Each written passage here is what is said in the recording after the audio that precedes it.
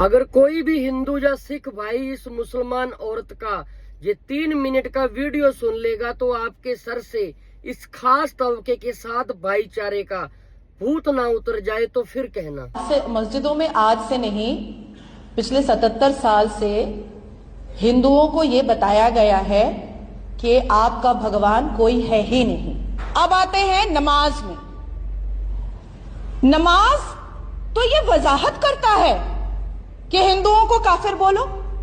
नमाज तो ये सिखाता है कि हिंदुओं को चेतावनी दो, बुत परस्तों को चेतावनी दो और काफिरों को समझाओ। नमाज में 4 खुल जो होते हैं वो हमें 5 वक्त नमाज में पढ़ना पड़ता है और पूरे साल जो 365 दिन हम नमाज पढ़ते हैं 1825 बार, उसमें हम सूरे काफिरून को, खुल काफिरून को पढ़ते हैं। खुल या अय्युहल काफिरून ला अबुदो माता बोदून वला अंतुम आबेदूना माबूद लकुम दीनकुम वलिय दीन।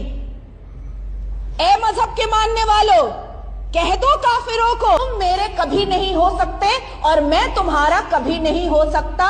तो ये तो 5 बार और 1824 बार नमाज के द्वारा हमें रटाया जाता है, समझाया जाता है, बुझाया जाता है और कहलाया जाता है। लेकिन आप 1825 बार, लेकिन आप अगर नहीं खोल रहे अपनी आंखें तो ये आपका प्रॉब्लम है, ये हमारा प्रॉब्लम तो है नहीं। तो उसके बाद फिर आती है बात कि मदरसे में क्या समझाया जाता है।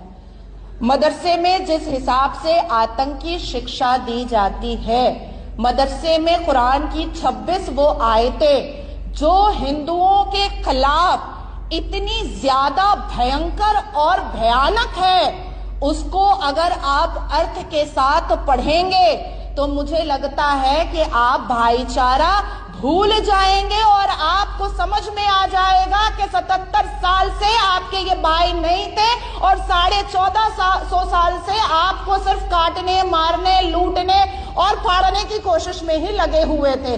कुरान इस बात की वजाहत करता है, कुरान इस बात को कई आयतों में बताता है, कई सूरतों में बताता है, कई वर्सेस में बताता है कि काफिर की गुंजाइश इस जमीन पर नहीं है।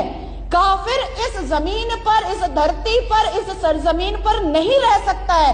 अल कुरान ने वाज़ह किया है अपनी 26 आयतों में, जिसमें आप सूरह तौबा अगर आप पढ़ेंगे तो सूरह तौबा के हर वर्सेस आपको यही बताएंगे कि अगर कोई काफिर किसी इस्लाम के मानने वाले के हत्थे आ जाए तो उसको दर्दनाक। भैया जी ऐसे भाईचारे की हमें तो नहीं जरूरत। बाकी आप इस वीडियो को शेयर करना और पेज को फॉलो।